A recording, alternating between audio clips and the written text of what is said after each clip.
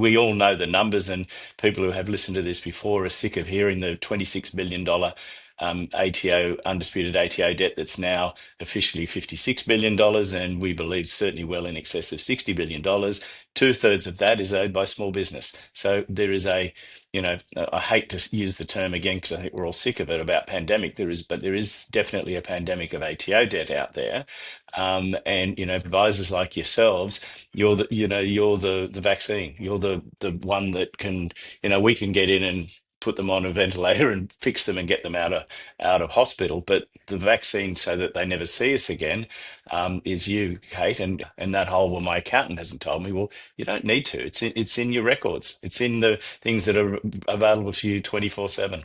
Yeah, look, that's so true. And I know we worked with a plumbing company, and it was a husband-wife team, and there was debt, and there was sort of struggle all the time. And she was she was about to walk in more ways than one, and she said, like, this is it. I can't be involved with this. You need to sit down. And I took the husband on as a coaching client, and we sat down and we learned his balance sheet, and at the time the balance sheet was negative. And he's like, well, what does that even mean? I said, it means, well, your balance sheet is your context. You can't hide from this bad boy. It has everything you've ever done, all the wins and sins from your business is here in just one snapshot. And at the moment, if you add everything up for all of time to this point in time, the bottom line is negative, mate. And we call it the critical bottom line. And then when that clicked for him, and this is what I love, seeing the lights come on. And then he was like, oh, I get it. And then we start to tie the balance sheet back to the profit, and back to the utilization in the business, and back to the gross profit margin, and back to the cash flow. And then it all starts to make sense. And you go, oh, this business thing actually isn't so hard. I think it took us about 14 months, and we went from a significantly negative balance sheet, and it started going in the right direction. And very recently I had to ring them up and say, well, congratulations, you're in positive territory, and it's all upwards from here. And that's just, that lights me up when we see small business owners in really simple terms just go, that's it. This is how you make money from a business. That's not hard. I mean, it's not complicated. Business is hard, not going to lie. No. Business gets rough. But the concepts around financial success and making money, that again, you can take home and enjoy, that those concepts, that education isn't hard.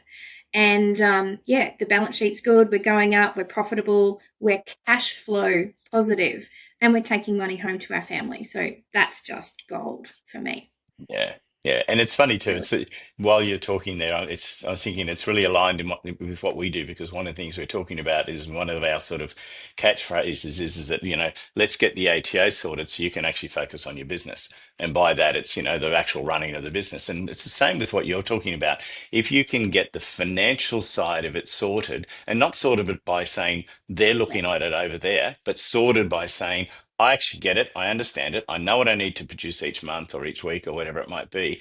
And they know that bit's sorted, but sorted by them, not by a third party.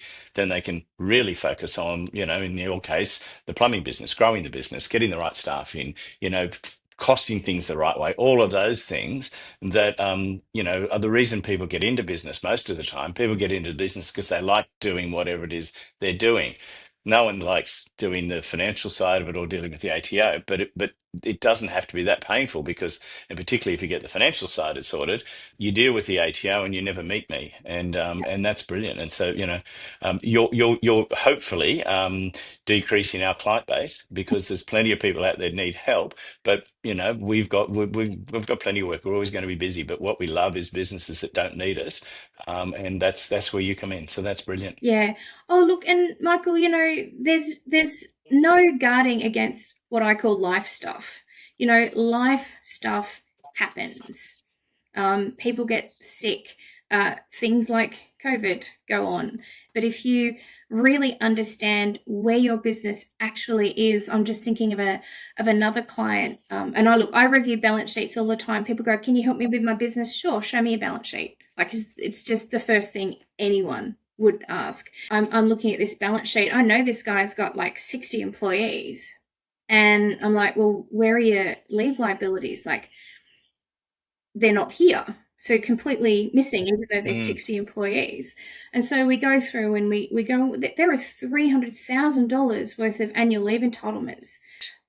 And so this was a pre and insolvency event, right? And had we not known that, we would have just driven straight into that wall. But because we found it out and we actually started managing that balance sheet coming up to this event, went through a successful administration, as opposed to what would have happened if we hadn't, which would have been a down the tube liquidation. So again, just that it's so critical that the business owners actually understand this one document. It's one thing, and it's a really simple thing to understand, that changes everything. It just changes everything. And Mm. all of the clients that I work with, once that one light comes on, it just makes businesses take off. It's amazing. Yeah, brilliant. Kate, that's been fascinating. I love working with you. I look forward to us doing more and more. And as I said, you keeping those businesses away from us so that they can actually really just fly, because I know you're amazing at what you do. And any business that gets your time is very happy. So thank you for joining us today. And yeah, we look forward to many more. Oh, look, it's a great pleasure. And Michael, I just have to say thank you to you for the work you do at Tax Assure. You are by far one of our favourite partners, and the work you do in the community and for the business community is, just exemplary. So thank you. Thank you.